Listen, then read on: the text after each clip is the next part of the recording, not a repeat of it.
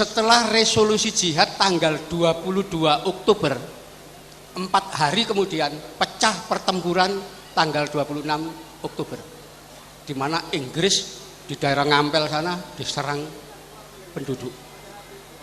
Dilanjut tanggal 27, 28, 29 perang. Ya. Inggris yang waktu itu membawa satu brigade itu isinya 5 batalion, ya, yang dibawa sekitar 2.800 pasukan. Dalam perang 4 hari ini dihabisi oleh penduduk Surabaya yang melakukan jihad atas seruan NU. Itulah tanggal 29 Brigadir Jenderal Malabi minta supaya pertempuran dihentikan. Dan pertempuran tidak bisa dihentikan kalau Soekarno-Hatta tidak hadir. Ya, lalu Bung Karno pun diminta untuk datang dan mendamaikan. Jangan sampai terjadi pertempuran berlanjut. Ya. Kenapa harus dihentikan? Karena Inggris, ya, pasukannya sudah sekitar 2.000 orang mati terbunuh di Surabaya. Ya, dalam pertempuran yang tanpa pemimpin, tanpa komando, kenapa? Orang hanya takbir Allahu Akbar, jihad. Habis itu Inggris. Nah, rupanya setelah didamaikan Soekarno-Hatta, terjadi sesuatu yang tidak direncanakan. Brigadir Jenderal Malabi tanggal 30 Oktober digranat mati. Ya, Inggris ngamuk, ya, jenderalnya dibunuh di Surabaya. Itulah ngancam akan melakukan serangan besar-besaran pada tanggal 10 November 1945. Jadi peristiwa 45 10 November tidak akan pernah terjadi kalau Malabi tidak mati. Ya. Dan Malabi tidak akan mati kalau tidak ada perang 4 hari 26, 27, 28, 29. Dan perang ini tidak akan terjadi kalau tidak ada seruan resolusi jihad dari PBNU. Rangkaian ini. Disitulah terjadi pertempuran 10 November. Ya. Yang oleh Mayor Jenderal Mansell, pimpinan Inggris waktu itu diperkirakan 3 hari Surabaya pasti takluk. Kenapa? Dibombardir dari laut, udara, dan darat oleh meriam-meriam howitzer ukuran besar. Ternyata pertempuran di Surabaya berlangsung 100 hari, 3 bulan. Ya, baru pejuang-pejuang mundur ke daerah Sidoarjo. Dan itu Inggris mengatakan ini pertempuran paling brutal, paling gila di dunia. Belum pernah Inggris menghadapi orang-orang yang perang dengan cara seperti itu. Ya. Jadi itu yang diingat Inggris itu, karena itu dia menulis once and forever, sekali dan selamanya. Peristiwa itu tidak akan beliau lupakan. Itu artinya luar biasa pertempuran. Ya. Dari TKR ini tahun 46 menjadi TRI, dirubah Tentara Republik Indonesia. 47 diganti menjadi TNI, Tentara Nasional Indonesia. Ya. Lalu terjadi tahun 1948. Ya.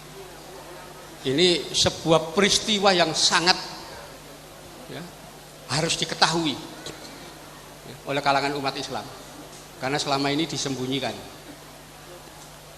Di mana tahun 48 itu Bung Hatta dilantik menjadi Perdana Menteri. Ya. Lalu membuat sebuah kebijakan, ya, yang disebut RIRA, restrukturisasi dan rasionalisasi TNI. Ya. Jadi TNI itu harus betul-betul menjadi tentara profesional.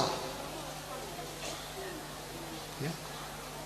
Untuk menunjukkan tentara profesional, ya, kebijakan Bung Hatta menetapkan syarat seluruh anggota TNI harus punya ijazah sekolah.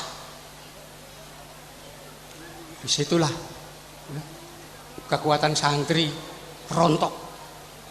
Kenapa? Komandan batalion, komandan brigade, komandan kompi dari kalangan santri, dari pesantren, nggak ada yang sekolah. Ya, ya semua diturunkan pangkat. Ya. Dan kedudukan sebagai komandan-komandan harus diganti. Itu dokumen negara. Sampai sekarang kalau mau jadi TNI harus ijazah sekolah, ijazah pesantren nggak laku. Itu Bung Hatta pertama kali yang menerapkan itu. Ya. Disitulah kiai-kiai yang menduduki jabatan komandan batalion, komandan brigade, komandan kopi turun pangkat dan diganti. Ya. Termasuk Panglima Sudirman, ya, nggak punya ijazah sekolah, ya. Diturunkan pangkatnya dari jenderal besar menjadi letnan jenderal. Kenapa? Tidak punya ijazah sekolah.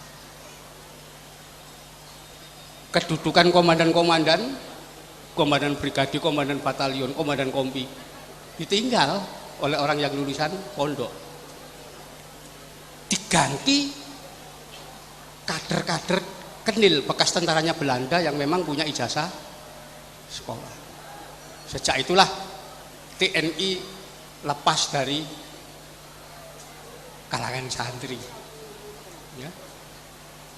Dan itu belakangan kita ungkap fakta itu. Ya. Sampai Panglima juga akhirnya ya paham terhadap cara-cara seperti itu.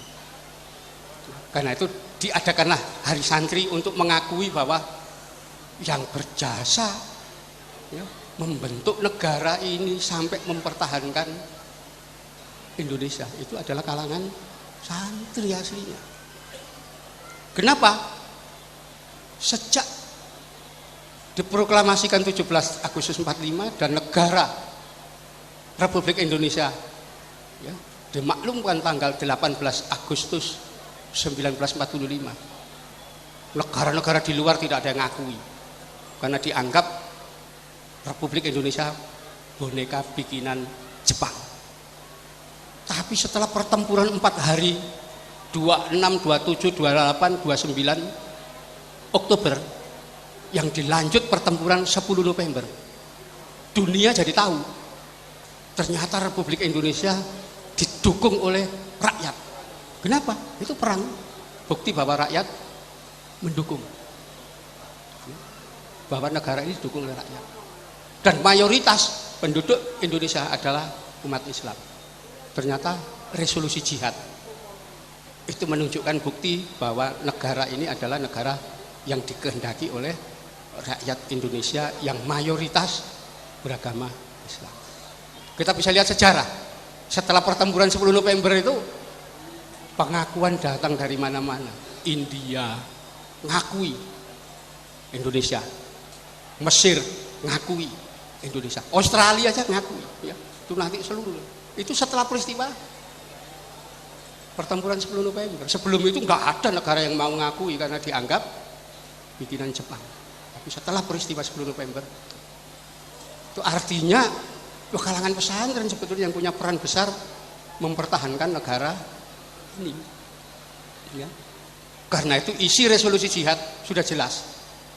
Yang dibela adalah negara Republik Indonesia yang berdasarkan Pancasila dan Undang-Undang Dasar 45. Bukan negara Indonesia lain, ya. Bukan khilafah, nanti ada khilafah Nusantara. Oh, bukan itu.